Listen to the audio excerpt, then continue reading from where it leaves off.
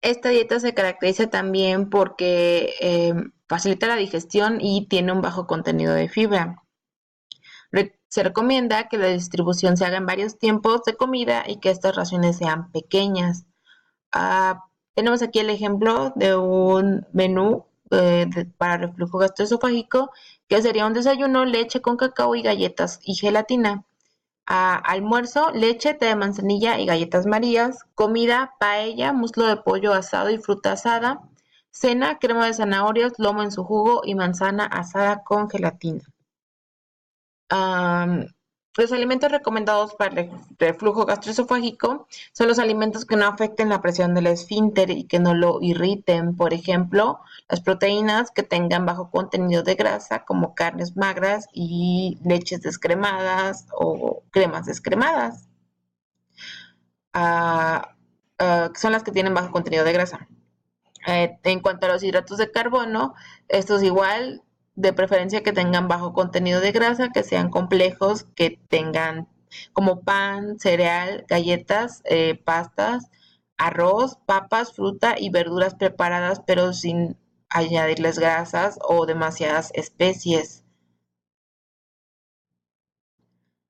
En cuanto a los alimentos no recomendados, hay que tener mucho cuidado porque sí hay muchos alimentos eh, que no pueden estar incluidos en esta dieta. O, por ejemplo, hay los que específicamente irritan al esófago, que son los cítricos y los zumos ácidos. También podemos ver café, pimienta, tomate y sus derivados, las especias y los condimentos y los alimentos que estén en los extremos o sean muy fríos o muy calientes. Ah, los alimentos que retrasan el vaciado gástrico y estimulan la secreción ácida, como habíamos visto anteriormente, tampoco se recomiendan, como lo son el alcohol, las grasas como mantequillas o las carnes grasas, y el café con o sin cafeína. Ah, los alimentos que disminuyen el tono del esfínter también deben de estar restringidos. Tenemos otra vez el alcohol, los alimentos fritos, los guisados, los capeados, las car- car- los carminativos como el ajo, la cebolla o la menta y el chocolate. En cuanto a recomendaciones de micro y macronutrientes del reflujo gastroesofágico, se recomienda que la ingesta de grasa se reduzca hasta unos 45 gramos al día. Obviamente, como ya habíamos dicho, se debe limitar la ingesta de hidratos de carbono simple y eliminar las grasas saturadas. Continuando con la gastritis, en cuanto a su fisiopatología, tenemos que hay una aparición de ácido taurocólico de la bilis que es liposoluble. Este logra atravesar la membrana de lipoproteína de las células de la mucosa gástrica, provocando esta irritación y, y esta se activa en presencia del jugo gástrico, rompiendo la barrera de protección gástrica. Aumenta la cantidad de hidrogeniones y ya no hay tanta facilidad para como su reabsorción. Estos van poco a poco digiriendo la mucosa y hacen que se libere en mayor cantidad histamina y gastrina, lo que estimula más secreción ácida y volvemos al inicio otra vez. Se afecta la mucosa la membrana de lipoproteína. En cuanto a sus signos y síntomas, hay ardor, hay dolor o molestia postprandial en el sitio epigástrico, se siente una saciedad precoz, hay náusea, existe también la distensión abdominal, presencia de eritema, hay mucosa hemorrágica, incluso erosiones y puede haber pliegues hiperplásicos. Para diagnosticar la gastritis, hay en especial una prueba de detección para detectar el Helicobacter pylori, porque muchas veces esta es la causante de la gastritis y esta se define por medio de ureasa rápida, eh, histología, también hay cultivos, se puede hacer serología de inmunoglobulina G, hay prueba de aliento y antígeno de deposición. A un lado tenemos la sensibilidad y la especificidad, o sea, y la mayoría tiene una especificidad y una sensibilidad por arriba de 90, por lo cual cualquiera de estas pruebas puede servirnos para determinar que existe Helicobacter pylori y que es la causante de la gastritis. En cuanto a los nutrimentos involucrados directamente con la gastritis, obviamente va a haber mala absorción de nutrientes porque no va a haber una digestión adecuada a nivel del estómago. Hay saturación de la capacidad absortiva del intestino delgado, por lo cual esta no logra absorber todo lo que debería. Porque la irritación anterior de la que describimos provoca un vaciado gástrico muy rápido. Y obviamente los alimentos como carbohidratos, como grasas y como proteínas no son completamente digeridos y por ende no se van a absorber y mucho menos van a fermentarse de manera adecuada en el colon. Por lo cual la microbiota va a tener la función de producir gas. Hay un desacoplamiento entre la tasa de absorción de la glucosa y su tasa de aclaramiento. Esto nos da lugar a hipoglucemia, por lo que ya habíamos explicado. También hay mala absorción de hierro y que puede conllevar a la larga una anemia ferropénica. Para la gastritis, al igual que en las otras, se recomienda una dieta blanda. Obviamente ya hablamos de las características de la dieta blanda, vamos a recalcarlas. Es un bajo contenido de grasa. Se evitan las comidas con alta carga osmolar. Se prefiere hacer de 5 o 6 comidas al día y estas tienen que ser pequeñas, con raciones pequeñas. Hay que evitar los azúcares simples. Y se prefieren mejor los hidratos de carbono complejos, pero de igual manera estos que sean fraccionados en todas las comidas del día.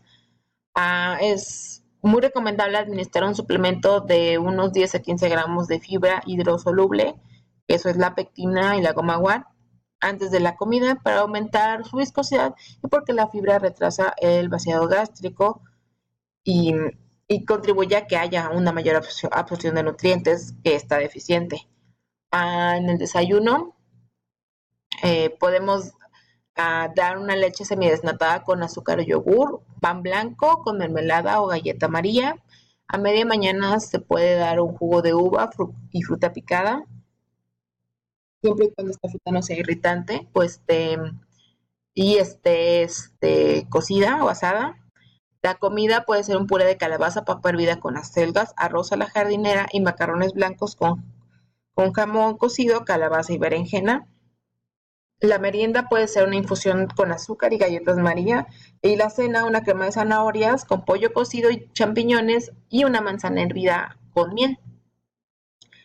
En cuanto a los alimentos recomendados y no recomendados, casi siempre son los mismos.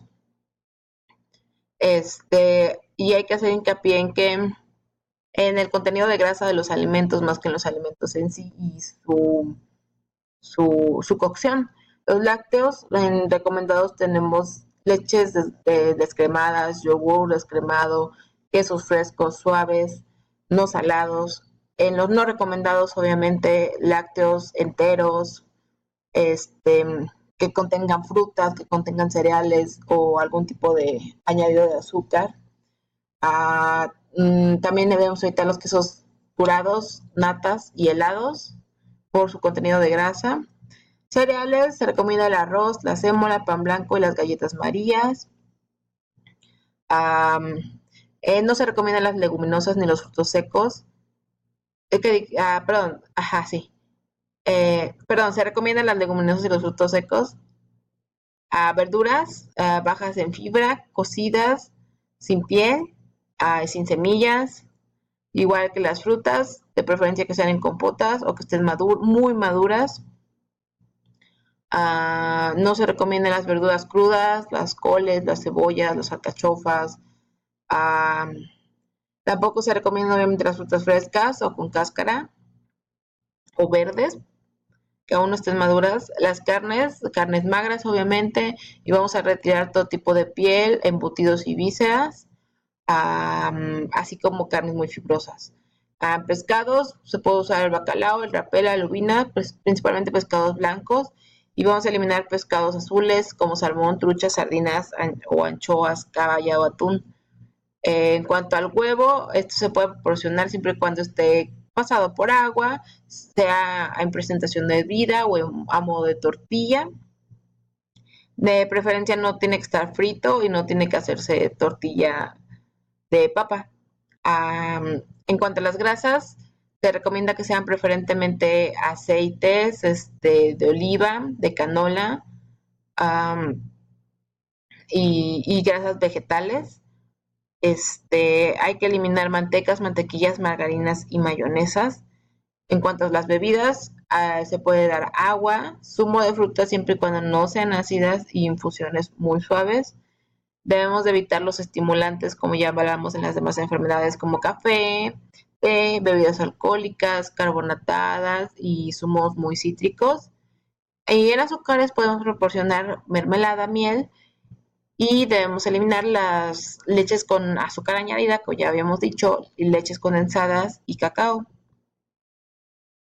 En cuanto a las recomendaciones específicas más de micro y macronutrientes, hay que aumentar el consumo de vitamina B12 por la carencia de factor intrínseco y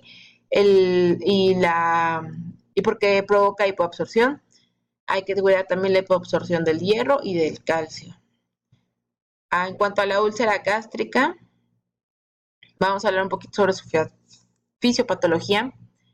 Esta puede darse, por ejemplo, por infección, volvemos a lo mismo, del Helicobacter pylori. ¿Qué hace esta? Esta aumenta las citoquinas y las células inflamatorias, disminuye los mecanismos de defensa de la mucosa y disminuye también la somatostatina gástrica, por lo cual se produce un mayor incremento de liberación de gastrina y puede llevarnos a padecer una úlcera péptica, igual que las demás enfermedades. Esto ya dándose por más factores del contexto biopsicosocial del paciente. También podemos tener una úlcera gástrica por predisposición genética, obviamente aunado a otros factores como malos hábitos alimenticios o preferencia por grasas saturadas o irritantes.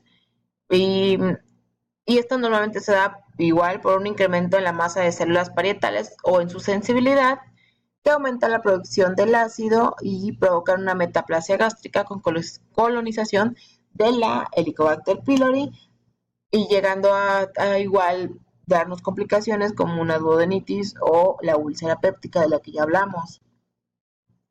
En cuanto a sus síntomas y signos, para detectar en especial esta enfermedad, tenemos que existen dos tipos porque tenemos una úlcera que no tiene complicaciones y una que sí tiene complicaciones. La no complicada es casi siempre asintomática, casi en un 40% de los casos. Y también sin embargo, también podemos detectar dolor epigástrico y un dolor que se irradia a la espalda, al tórax y al resto del abdomen. Un dolor nocturno, hambre dolorosa que se alivia con comidas, náuseas, vómitos y pirosis que se asocian al reflujo. En cuanto a la úlcera complicada, tenemos dolor abdominal intenso, puede presentar un shock, hay rigidez abdominal, signos de irritación peritoneal. Puede llegar a haber hemorragia, por lo cual se presentan hematemesis y omelenas. Sí, puede existir historia previa de síntomas de úlcera en un 80% de los casos.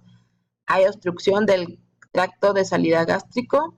Se siente saciedad. No refieren, tienen una incapacidad de ingerir alimentos.